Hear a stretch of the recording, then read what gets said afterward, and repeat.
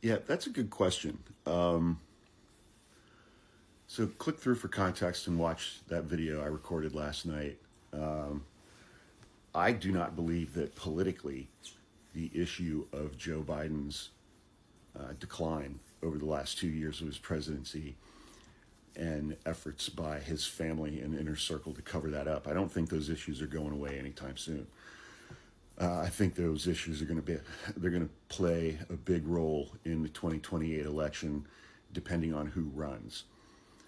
One thing that was confusing to me after Joe Biden and Kamala Harris were elected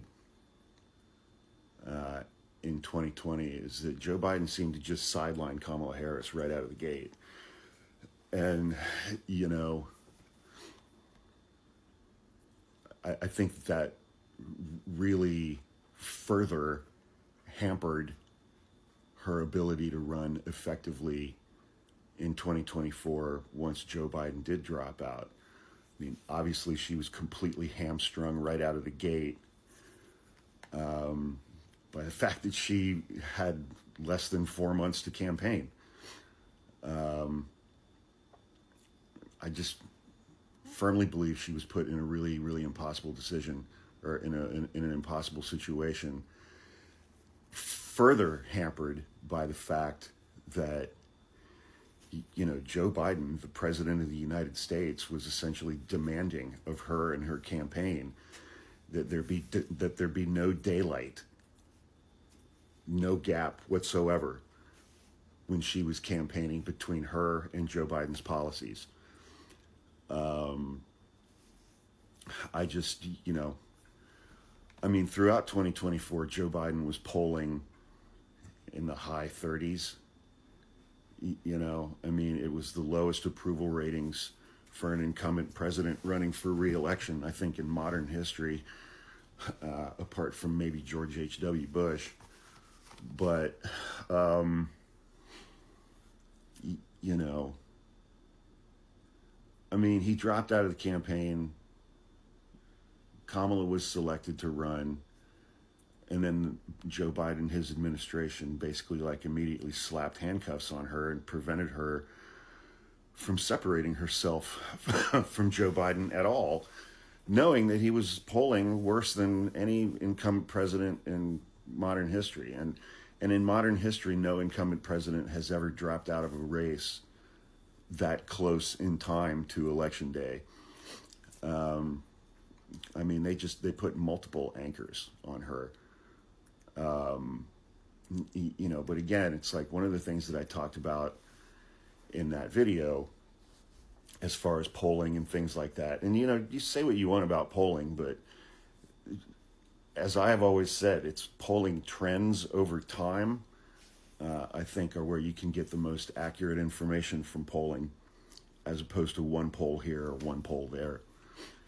And the polling results over time show that over 70% of Americans for over 2 years, and I'm talking about the electorate as a whole, over 70% of Americans believe that Joe Biden was not up to the job. He was not physically or cognitively able to serve as president of the United States. And he had absolutely no way to overcome that. And I remember being concerned about that during 2023.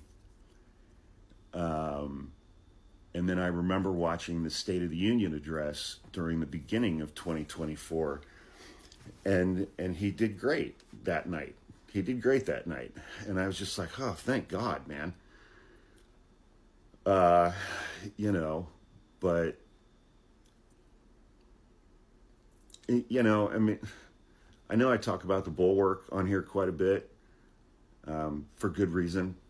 But I think one of the most valuable podcasts that the Bulwark puts out on a weekly basis is one that's called The Focus Group by Sarah Longwell.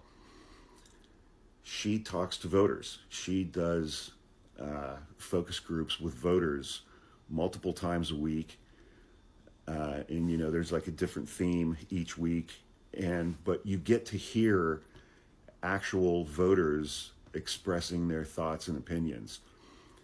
And that show is enraging.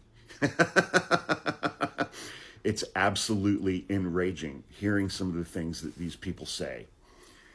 And, but they are voters and they comprise demographics within the electorate. And it's, our news media right now is like TikTok. It's like you can go out and pick and choose which quote unquote news organizations you follow. And more often than not, you can pick news organizations that will offer you reporting that supports things that you already believe.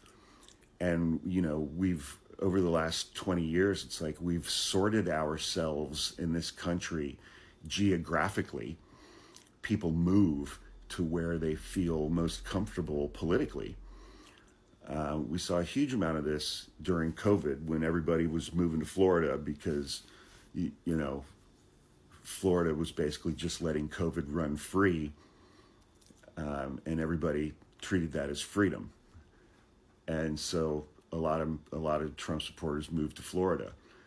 We do the same thing with our news media now, our news intake, our news diet. And one of the things that I think has been most valuable for me, because I read a lot of news, I try to keep a pretty even menu, I guess, of news that I read and listen to and watch. But the Focus Group podcast is really the only place that I've found where it's like you can hear voters with whom you disagree, giving thoughtful and complete answers on issues that are important to them. And I do think it's very important, especially for us on the left, to hear these voices of people on the right, from the source, hearing their voices, their actual voices, and what these voters are concerned with and what's on their minds and what they're thinking about and what's important to them. Not to give it any credence or anything, but just to be aware of the perceptions and the perspectives that are out there. And as I said, it's like, I don't know that I've ever listened to an episode of the Focus Group and not walked away angry.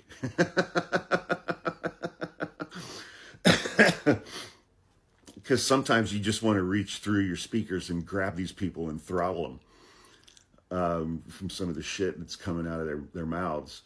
But again, it's incredible,